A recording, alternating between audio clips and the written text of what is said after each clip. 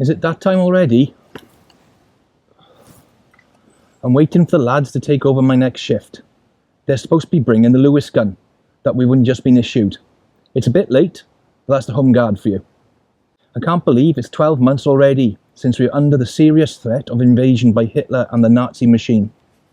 Since last May, when we honestly believed the invasion was imminent, my platoon, who are part of B Company and cover 3 crosses, Dunvant and Upper Calais, have taken post in these defensive positions. Our sole purpose within the Home Guard are to defend our positions to the last man when the Germans invade. We are dedicated to the protection of our country. We are to defend against any enemy paratroopers or Fallschirmjäger. Since our LDV days, or local defence volunteers, we are nicknamed Parashots, as our initial purpose was to shoot down German paratroopers.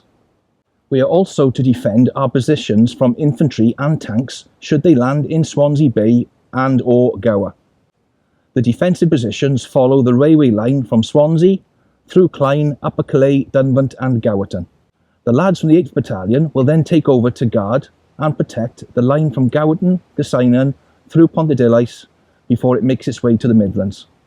The line is one of the main arteries to Swansea and is the main mode of transport at this time. Some folks do have cars, but the ration on petrol has forced most to stop driving. The line comes under the coverage of London, Midland and Scottish Railways. The dual line is a very busy one, bringing in food, troops, members of the public, as well as precious source of coal, copper, tin and iron and steel, to and from the docks.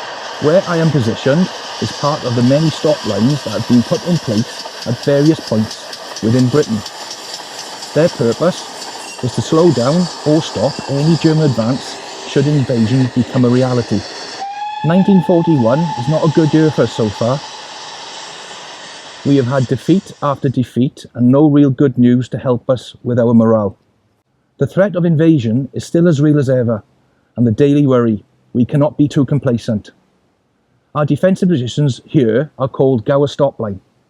The actual stop line starts from Swansea along the railway and tram line on the foreshore.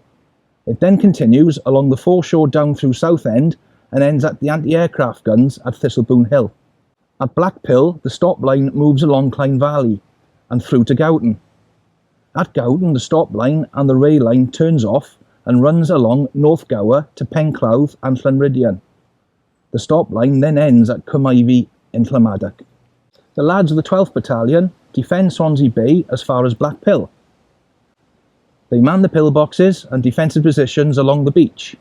We then, the 15th, protect from Blackpill to Southend to Llamadog. Looking back, positions to the stop line was started construction mid-1939 to the early 1940s, so those upstairs must have been expecting a possible invasion and a war. Now in 41, all defensive positions are completed and the vast majority being of concrete and metal supportive wire. Blackpill has positioned at the bottom of the railway bridge a Type 22 pillbox. This has an arc of fire along the whole area of the road, bridge and the beach. Along Blackpill, train and tram stations are numerous concrete blocks. These are anti-tank obstacles. These casemates run the whole length of the line and the seafront along Norton to Southend. The whole area of the bay is mined and barbed wired. Because we believe the Germans, should they invade, will use the railway line as a route out of the bay, there are more pillboxes along the line. There is a pillbox near Clyne Cottages. There are 2 more Type 22 either side the bridge over the line around 2,000 yards down from the railway station in Calais. That's where I am. Halfway between this bridge and the station is another Type 22 high up on the embankment. All 3 have good arcs of fire along the line in both directions. At Calais station, there are 2 further pillboxes.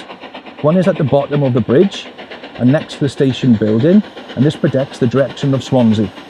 Another is situated on the opposite side of the road and protects the bottom of the road bridge, with arcs of fire towards Calais and Fairwood, Upper Calais, where there's an RAF fighter station. The farmland between Calais and Dunvant is heavily mined on both sides of the track. At Dunvant, there are even more defensive positions. This location is a busy railway hub due to the local collieries and a form of crossroads in the valley for three crosses, Gower and Calais. This alone makes location a strategic position.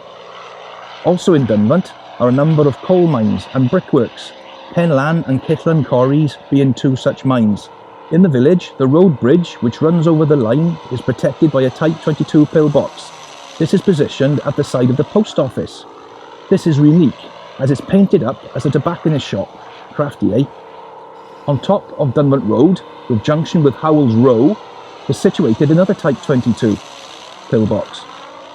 On the road itself is also placed a static Harvey flamethrower.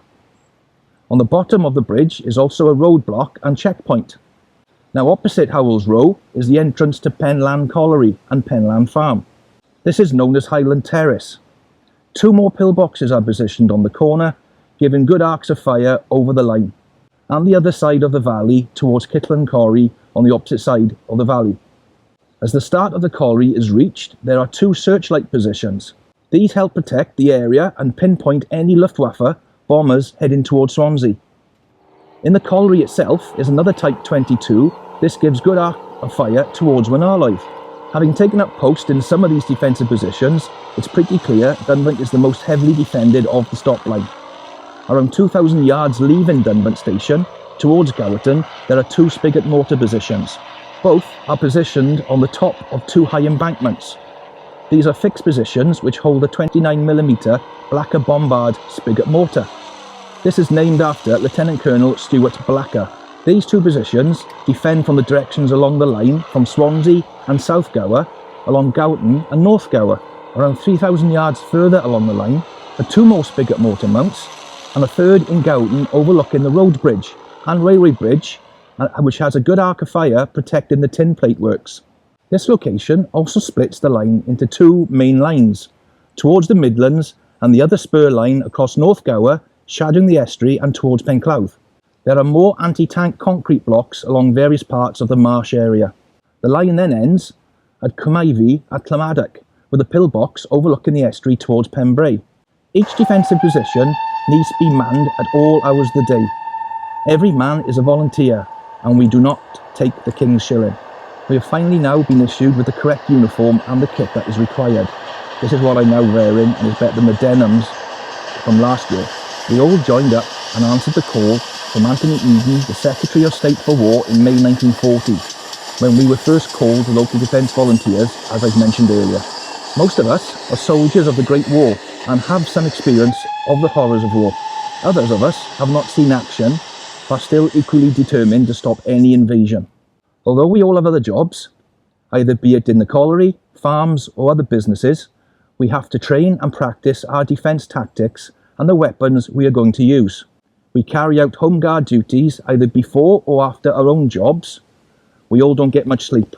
Our defensive positions, especially the pillboxes, have the following to defend it. Lewis guns, most of them from the Great War stock, Browning automatic rifles or BAR, and 1928 Thompsons from the Yanks under the Lend-Lease. We now have been given Bren guns and Vickers machine guns to use. Inside the pillboxes, it's very cramped, dark, claustrophobic, and the light comes from paraffin lamps. The spigots positions are less well protected to the weather and the elements, and can be cold and wet places. The loopholes of the pillboxes are our fire positions for our rifles and machine guns. They are made of concrete and hexagon in shape. This gives, in most cases, good 360 arc of fire. Also inside, we have telephones linking us to the company headquarters or HQ, and each defensive position each have a phone line that if it gets cut, we'll all lose contact with the others.